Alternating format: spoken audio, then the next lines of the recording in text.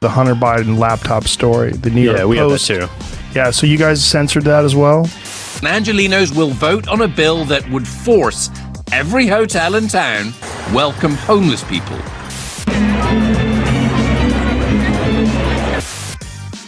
Oh my gosh, Facebook has admitted that they censored the Hunter Biden story. There's homeless votes in LA. Will they allow people to just wander around hotels? A hot dog beer trick that everybody needs to see. Ben Shapiro strikes the fear in the heart of all of the people at some podcast episode. And for the first time, we have an in-studio special guest because she was so irritated at one of the stories that I was going to show this morning. All that and more coming up on this episode of Daily Caller Live. My name is Jobob. Daily Caller Live starts right now. 3, 2, 1. Here we go! That might be the only brown guy on earth named Jobob. That is actually their name, Jobob. Live from the dingy bunker, completely cut off from the outside world, except for you fine folks. My name is Jobob. This is Daily Caller Live. Thanks so much for tuning in. On today, it is August 26th, the year of our Lord 2022.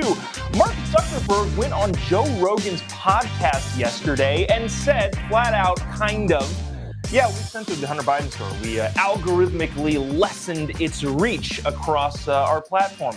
We'll talk about that. We'll play the really long clip. But before that, I would like to talk about probably the dumbest idea in the history of civilization. Los Angeles is going through, well, has a homeless problem, as you probably already know. And oh my gosh, what they're going to try to do to solve it will blow your mind. I want you to watch this clip from CNN, and then, like I said, we have a very, very special guest who was so irritated when I showed her this video this morning that she's decided to come all the way over to the studio to comment on it before she heads off to work. Watch this clip from CNN about what Los Angeles is attempting to do with their homeless population and their vacant hotel rooms. This is going to blow your mind at how stupid it is. We'll discuss on the other side. Also, before I play this, if you haven't already, click the little like button and the little share button or the little laughing button, because this is going to be a hilarious segment. This is perfect for a Friday. Little hilarious segment. Just click react with the post in any way, shape, or form. I'll try to grab some comments up here, and we will get the ball rolling. All right, check this out from CNN on the dumbest idea ever in the history of the world. Check it out. In Los Angeles County, more than 60,000 people are homeless on the average night. And more than 20,000 hotel rooms lie empty on the average night. See where this might be going? It's insane. It isn't going to solve the problem. We think this is one part of the solution. By no means do we think this solves the homelessness crisis. But do hotels have a role to play? Of course they do.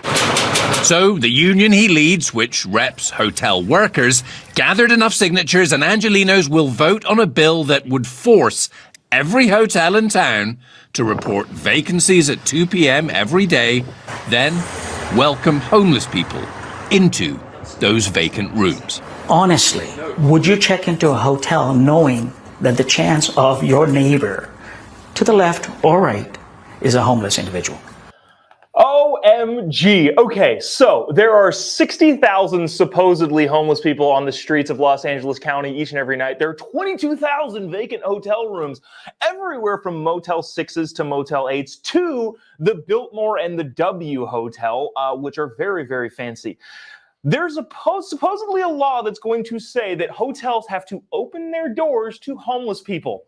Here to comment on this is my wife, who works in a jail setting, and when I showed her this story earlier today, she was so irritated, given the fact that, well, I'll give her a little background in a second, but she was so irritated, decided before work, come all the way here to the studio and give us some insight on homeless people. Now, this is my wife, Crystal, and if you've been watching for a long time, maybe you know that. I've had some funny stories with her. So she works in a jail, which effectively, and correct me if I'm wrong, effectively houses homeless people who are on drugs. So, I showed her the CNN clip and was like, this is what they're planning on doing, and I don't think her jaw has dropped any further. She had to gather it up off the floor before responding to how ridiculous this is. Now, this is our first time having somebody in the actual like studio space, so I don't even know if that mic works super well.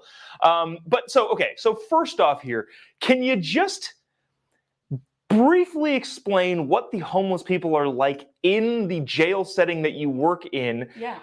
And then also, what happens to them after they leave jail? Okay. Yeah. So in jail, also, I don't know, BT dubs. So I'm a therapist. Sorry, she's a therapist. She's not a police officer. Doesn't not that cool. But yeah. So in jail,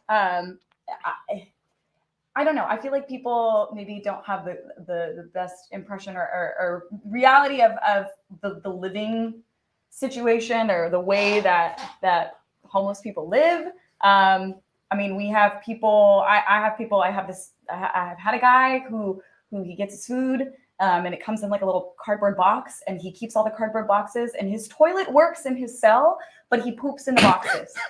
And then he keeps the boxes, and then he puts another box on top of the box. I didn't know that she was going to tell the pooping in the box story.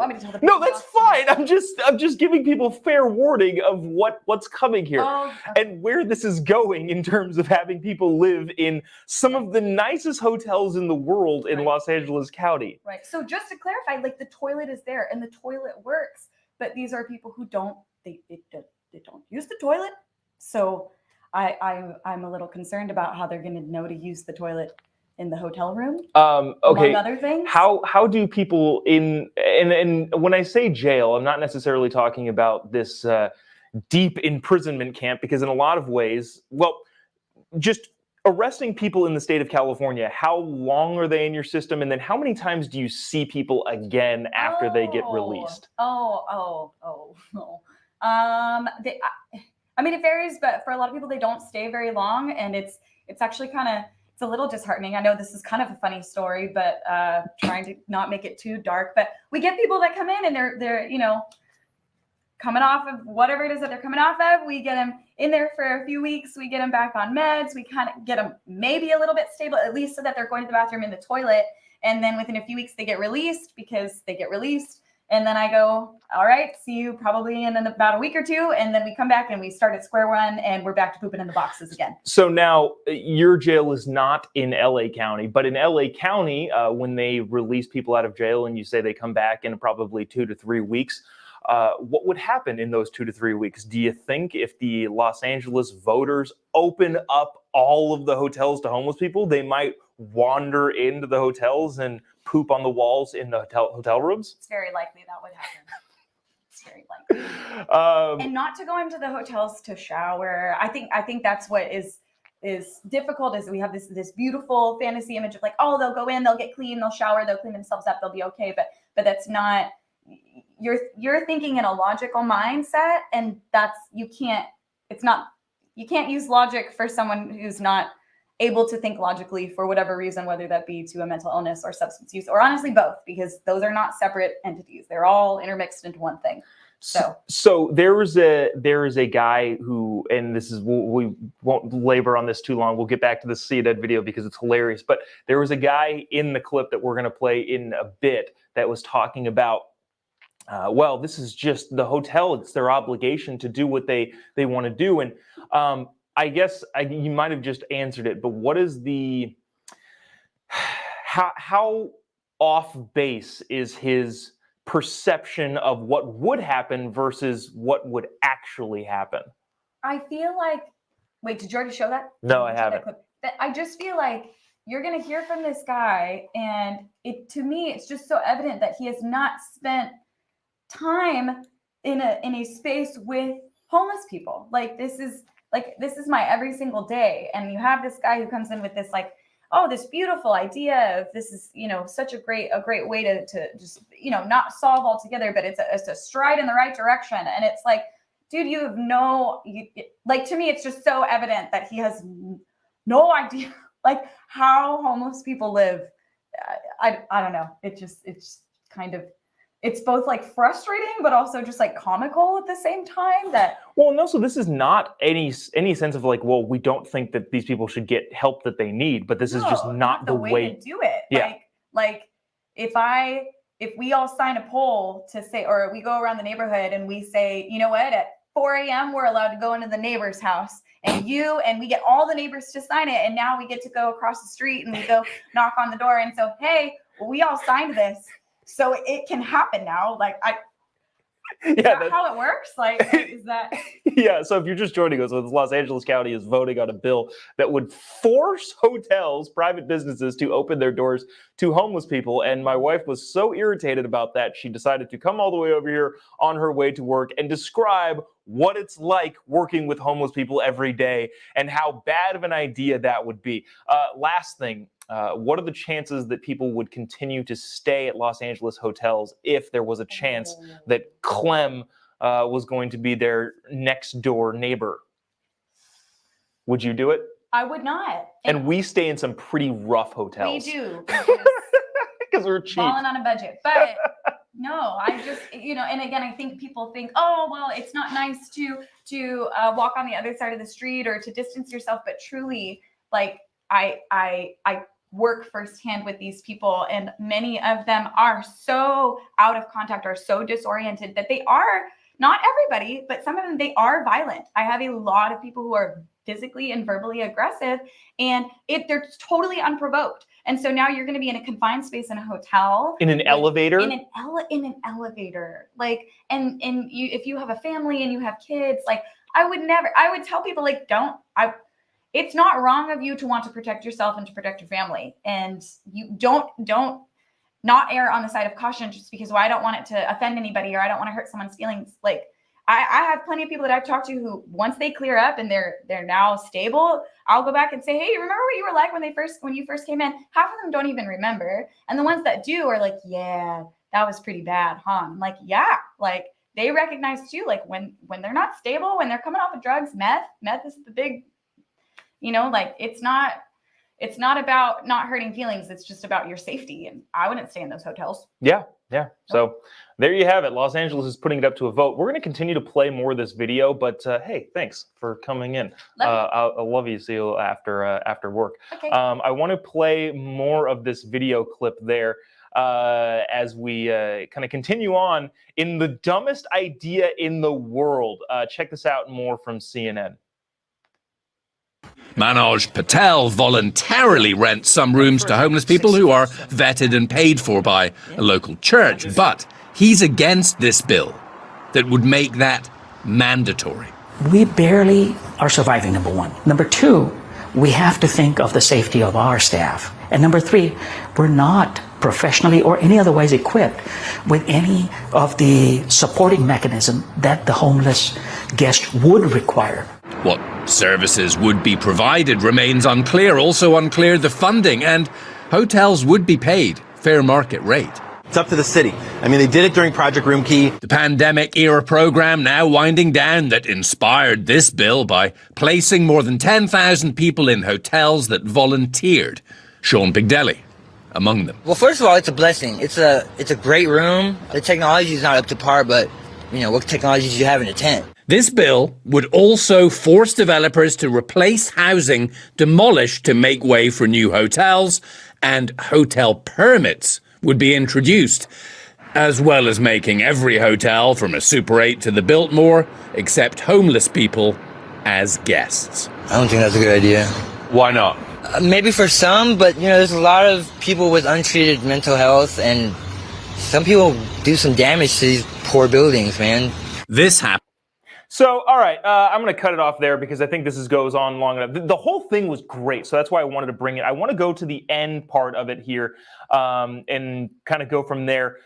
This is a bill, that voters are going to vote on to force private businesses to accept homeless people, drug addicts, mostly. We're not talking, just FYI too, I'm not talking about people who, I don't know, fell on a difficult medical bill and missed their rent and now they're living in their car. One, you don't see those people on the streets. They stay hidden pretty well and will hopefully get back on their feet. There's plenty of services in California that will help them do that.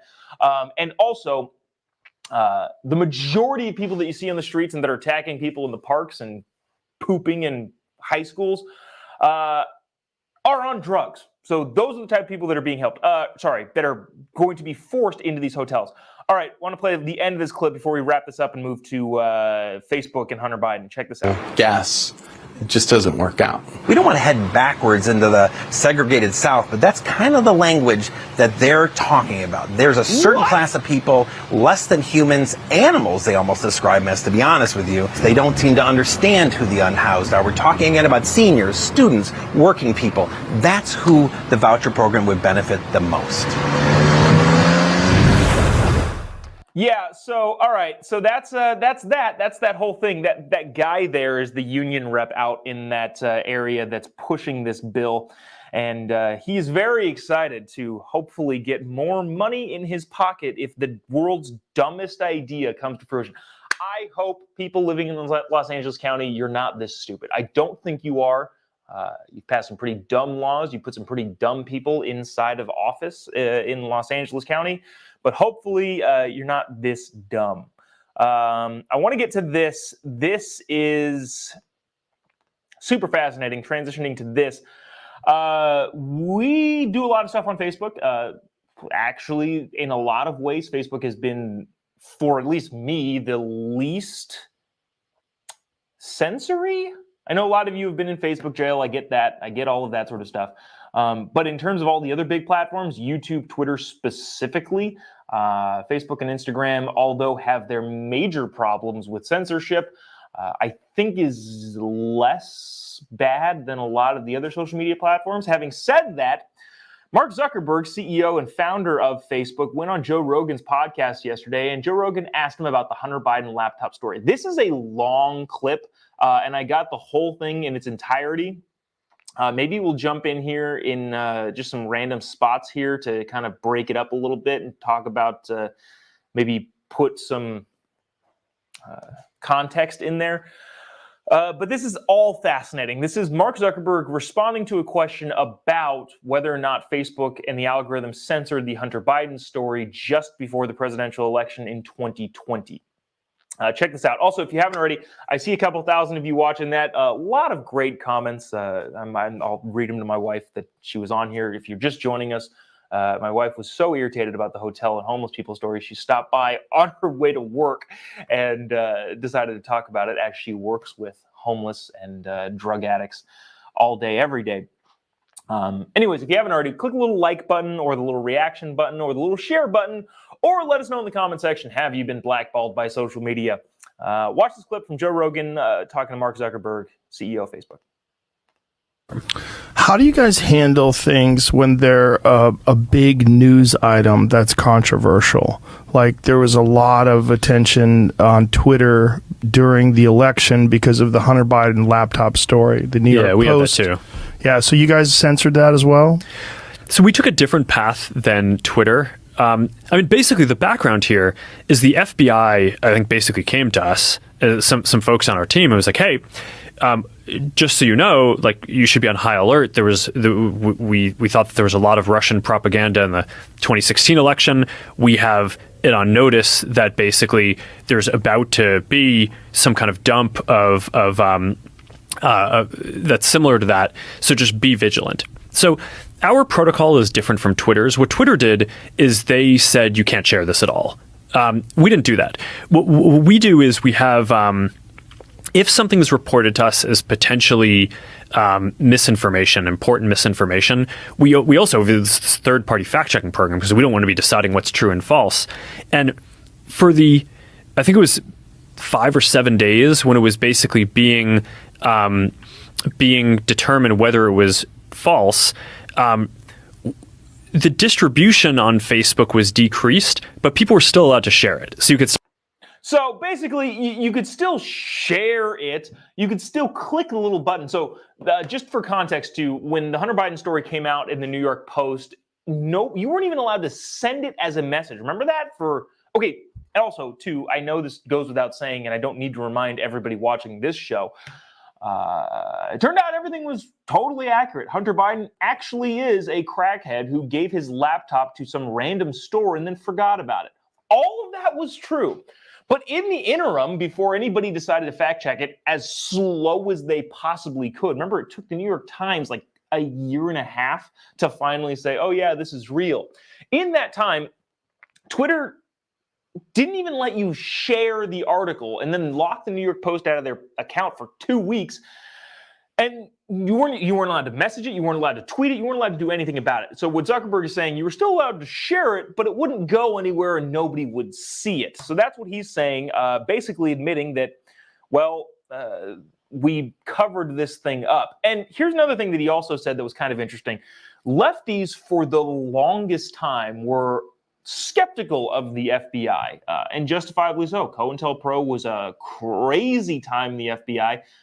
If you don't know anything about J. Edgar Hoover and his 50-year reign over the inception and the rule over the Federal Bureau of Investigation, look into that. There are some good, valid reasons why people should be skeptical of the FBI. But now, the left, which has had a lifelong skepticism of authorities like the FBI and the CIA, now cheers them when they go and raid Mar-a-Lago, or Mark Zuckerberg says, well, the FBI told us we should be looking out for this, so we listen to them, because who wouldn't listen to the FBI? All of that is just a weird flip in today's culture. Okay, sorry, we'll continue to play it on this a little bit longer. Still share it. You could still consume it. So when you say the distribution is decreased, it got shared. How does that work? It basically, the ranking in newsfeed was a little bit less. So fewer people saw it than would have otherwise. So it definitely... By what percentage? I don't know off the top of my head, Good but question. it's meaningful. But I mean, basically, a lot of people were still able to share it. We got a lot of complaints that was the case. Obviously this is a hyper political issue. So depending on what side of the political spectrum, you either think we didn't censor it enough or censored it way too much. But we weren't sort of as black and white about it as Twitter. We just kind of thought, hey, look, if the FBI, which I still view as a legitimate institution in this country, it's a very professional law enforcement, if they come to us and tell us that we need to be on guard about something, then I want to take that seriously. Did they specifically say you need to be on guard about that story? No, I don't remember if it was that specifically, but it basically fit the pattern. Yeah, so basically the FBI said, hey, you should watch out for this sort of thing. And Facebook's response was, all right, we're just going to take it down until the story dies, until after the election. Now, would that have changed the outcome of the election? I don't actually know. But it would have definitely got the news coverage that it deserved, as the whole thing was true, ultimately. So there's that. I got one more video, but I wanted to get to this. This is actually freaking hilarious. I want to talk about big platform, big tech, I don't know, numbers, people listening on podcasts. There, I guess, was a convention. Is it in Austin, Texas? I'm not entirely sure where it is. It is the PM22 convention, the podcast media? Shoot. What's this called? Podcast Movement. The Podcast Movement Expo, in which the Daily Wire, Ben Shapiro's outlet, also Matt Walsh is over there, Candace Owens is over there, a lot of big names, Gina Carano is over there, a lot of big names over at the Daily Wire. Daily Wire had a booth at this Podcast Movement Expo, and Ben Shapiro, I guess, was scheduled to speak on a panel there and wandered into the expo area. Now, I've been invited to conventions like this sort of thing, obviously nowhere near Ben Shapiro's capacity. But yeah, you kind of you go and you wander around and you do your thing, and then you go do your panel, and that's that. Apparently, Ben Shapiro wandering around the expo floor was a big no-no. This is from the Podcast Movement. So Ben Shapiro wandered onto the expo floor. The Podcast Movement group then tweeted an apology for Ben Shapiro doing that. They said this: Hi, folks. I'm going to read it in the somber tone that I think they meant it to be in. Hi, folks. We owe you an apology. Before sessions kicked off for the day, oh, I read that wrong already. They owe us an apology before sessions kick off. Yesterday afternoon, Ben Shapiro briefly visited the PM22 Expo area near the Daily Wire booth. Though he was not registered or expected, we take full responsibility for the harm done by his presence. Those of you who called this unacceptable are right. In 9 wonderful years growing and celebrating this medium, podcast movement has made mistakes. The pain caused by this one will always stick with us. We promise that sponsors will be more carefully considered moving forward. This is an apology written to apologize for Ben Shapiro being in a room, not saying anything, not physically attacking anyone, not going around with a baseball bat and cracking people in the knees, not any of that. A person being in a place warranted this sort of an apology from an organization that allowed Daily Wire to have a booth there. Just to clarify, the Daily Wire representatives were scheduled to appear on panels, and Shapiro remained in the common space and did not have a badge. If you have any questions, we're here to talk. Thanks for reading, and hopefully you'll continue to join us from here on out. Those poor people that had to experience the presence of Ben Shapiro. This is no knock on Ben whatsoever. And Ben, if you happen to see this, I hope you don't take it personally. Ben is a very in-shape person, but not the biggest stature. I'm not the tallest guy either. There are a lot of people in the movement that are taller than both Ben and I. In other words, what I'm saying is he's not a huge physical intimidation presence. So that probably wasn't what caused this backlash of emotion.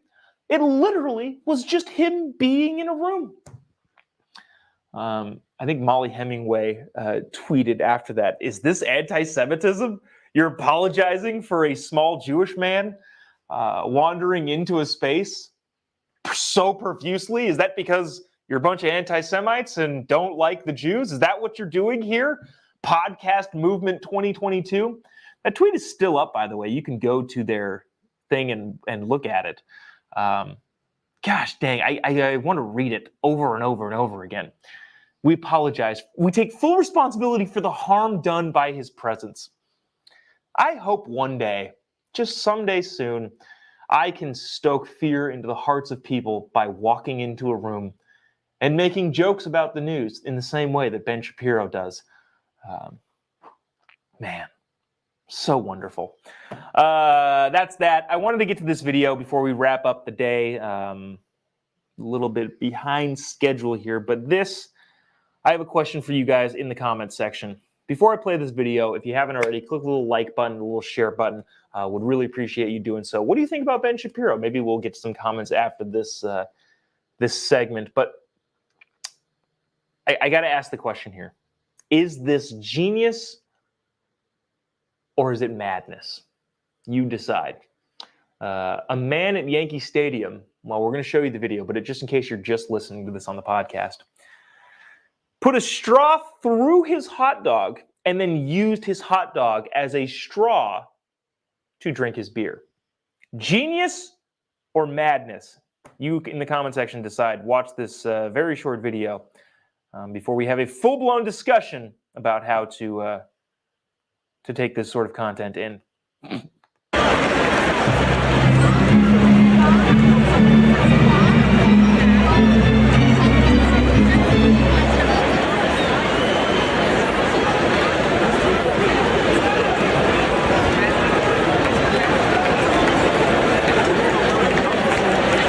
All right, ladies and gentlemen, up to you. Genius or madness? Joanna says madness. Anybody else in the comment section would like to weigh in here? Is this a great idea or a terrible idea? The whole idea of whether or not people should be doing this sort of thing in public. Julia says, sounds tasty. The salt would make the beer taste good. David says, it's stupid. Somebody else says, just doesn't look right. Laura says, gross. Wow, there's a lot of people that really don't like this guy. Desi says, gross. Ryan also says gross. Ryan watches pretty much every day. I really appreciate you doing that, dude, and giving your commentary. Always great to have it. But I don't know if I agree with you, Ryan, on this one. Sheila says stupidity. Rodney says creepy. Okay. Geez. Paul says beer dogs. Yeah. So people, wow, holy cow, they keep coming in. Wow, a lot of you are really upset about this. Oh my gosh, I didn't know this would strike so much upset in the comments section. It's a bit of both genius and madness. Yeah, I'll give you that. There is a fine line between genius and insanity, and maybe this man is tiptoeing that line for us all. There's a bunch of Ben Shapiro comments that I was going to get to, but just lost in the stream of comments of people giving their 2 cents on the hot dogs. Yeah. Wow. Oh, so here's the actual one. So Scott says, who uses a straw to drink beer in the first place? That's probably the kicker there. What made him think of it? Yeah, I don't know. That's a good... You know what? Actually, this is the winning comment. Evelyn says what I say about every political anything and anything anyone ever does at any point. Who cares? To each his own. I don't actually care. I really don't actually care. If this man also has a Brazilian butt lift, why would I care? I don't care at all. As long as I, as a taxpayer, am not paying for it, who the heck cares? So, Evelyn, you win the comments in the is this genius or madness section. That's going to do it for us today. Appreciate all of you sticking around all week, enjoying the show. Have a great weekend, whatever it is that you're going to be doing this weekend. It's my mom's birthday. We'll be celebrating my mom's birthday, I believe, on Sunday, as it is on Monday. And yeah, I'm going to have a nice, fun weekend with the family, doing a couple church things, doing a couple house projects, maybe head down to the beach. Hope you have a nice weekend as well. Yeah. Appreciate all you tuning in. Geez, I've never seen the comments go so fast on people just being infuriated with the hot dog. Is what it is. All right, we'll see you on Monday. If anything happens over the weekend, you can follow me on Twitter, social media. I'll be tweeting about things incessantly. The college loan thing, anything happens from there when the courts finally decide, hey, yeah, this isn't legal. Maybe we'll bring that to you over the weekend. And if not, we will see you on Monday morning. Same time, same place. See you then. God bless America.